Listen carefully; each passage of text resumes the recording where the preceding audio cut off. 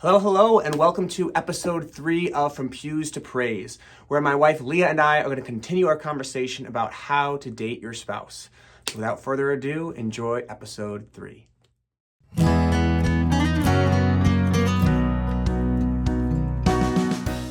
Another great idea, especially in our state of life, which is very busy with work and activities, and we have small children, is just to go for a walk. We have a park near our house. That is like the cheapest date. We love to walk.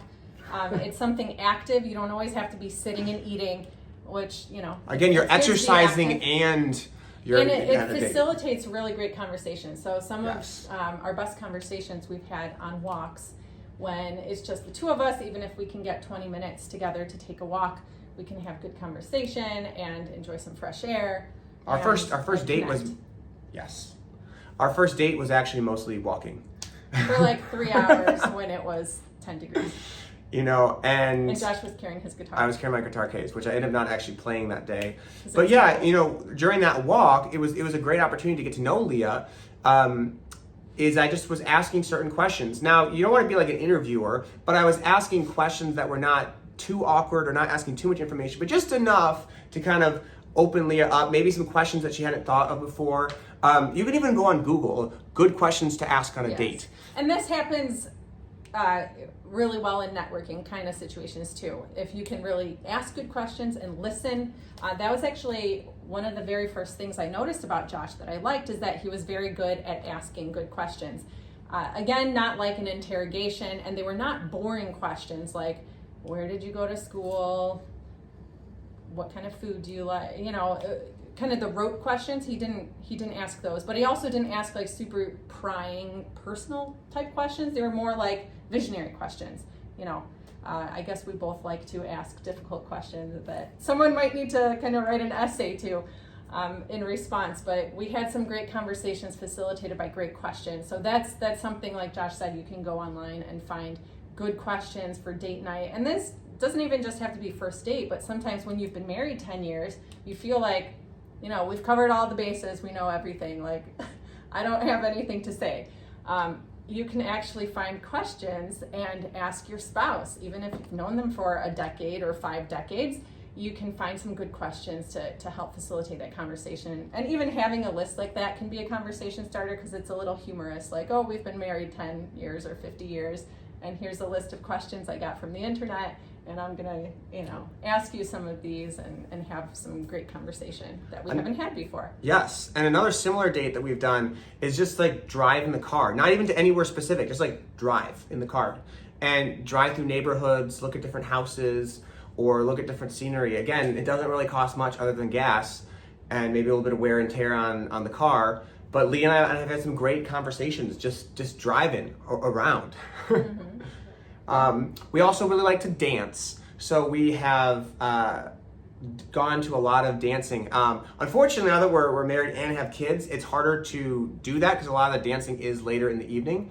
I've sometimes joked about it would be so cool to turn my music studio into a dance studio that we could have people over. But even dancing in our house, even sometimes I'll just turn some music on, and if the kids are not around, or even if they are, we'll just start dancing. And it's like, look, we got a little mini date right here in our house. Simon gets very jealous. Yes. He wants to be in the middle of it. I do recommend taking dance classes. There's lots of places locally or even online, or watching YouTube videos. There's so many lessons that can be taught through learning how to dance, learning how to, how to hold your partner, how to have a frame. You learn confidence, and as a man, you learn how to lead. The woman learns how to follow. And the thing is the better you get at communicating and leading as a man, the easier it is for the woman to follow and for the woman to look amazing and awesome and wonderful. The man's job as a dance partner is to make his wife look good. And so learning to dance is a fantastic thing. In fact, actually, we took dance lessons leading up to our wedding. And in fact, even had a dance instructor come to our wedding reception and teach everyone at our wedding how to dance, and it was fantastic. So we definitely love to dance. What are some other date ideas? I want to be mindful of time. We don't want to go on for too long. There's, a whole bunch of ideas that we can help you with. But what are some other things? A restaurant is a good standard idea. that can be simple. It's an opportunity to get out of the house and to have more focused time, to be served, which is nice. And so we like restaurants that are more like kind of middle of the road, like a brewery type. They have good drinks, a good vibe, but aren't overly fancy or like McDonald's. So something in between, like a bar and grill type. I mean, I know people who've like had their wedding reception at McDonald's. So if that's you, We did not.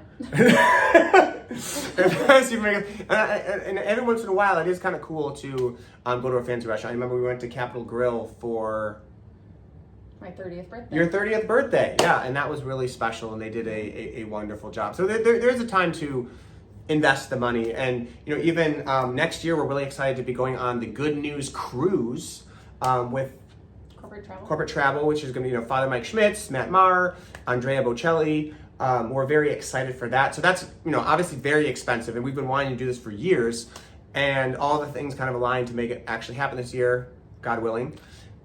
But that's a big thing, and we're excited to do that. We definitely have enjoyed going to conferences and retreats together. That's something, we're both very intellectuals. We love being able to learn as well as to be able to grow in our faith and to meet other people. Yes. And we find too that when we have great conversations with other people, or we go to conferences and we learn things, that we're very excited to talk about it together and kind of debrief about what we learned and share with each other what we learned.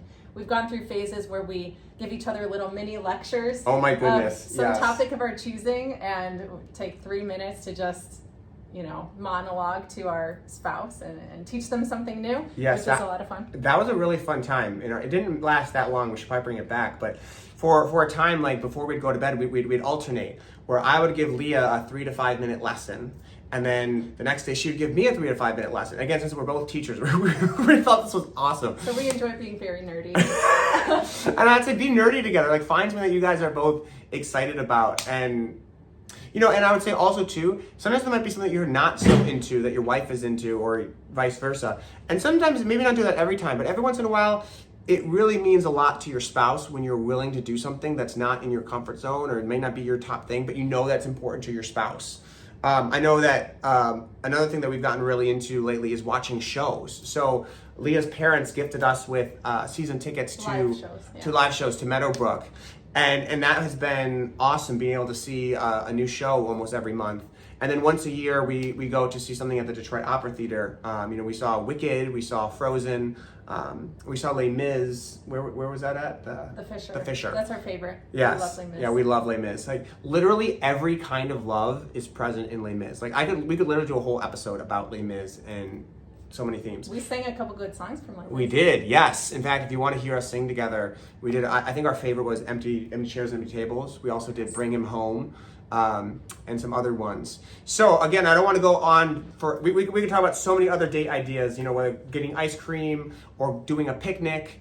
And there's so many things. So maybe at another point, we might do a future episode continuing on about other date ideas. But at least today, I wanted to kind of get the thing started. We believe that by growing as a couple, by growing in our marriage, we are helping to grow the domestic church. So we are helping to renew the church by renewing it by starting at home with our own family. And so we hope that you too can grow in your relationship, in your marriage. If you're not currently married, we pray that maybe these ideas might help you in your journey through dating and meeting the right person, or discerning if the person you're dating right now is the right person.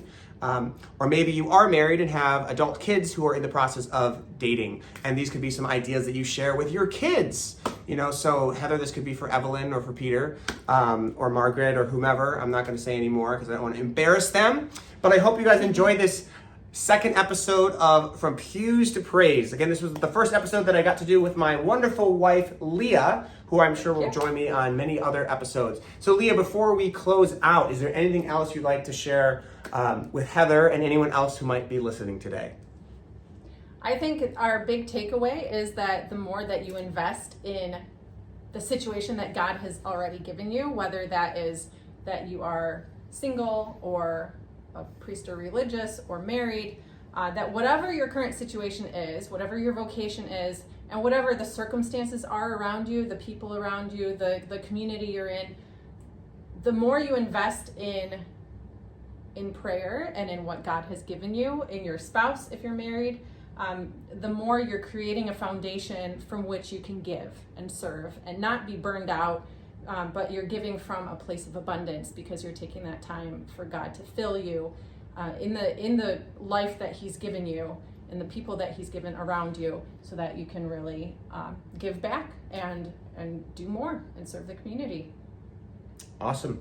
So again, our mission here with this podcast is to inspire people to become disciples and to make disciples who make disciples who make disciples who make disciples, and so on. We hope that this podcast today helps you and those around you get one step closer from going from pews to praise. We'll see you guys next time. Bye-bye. God bless.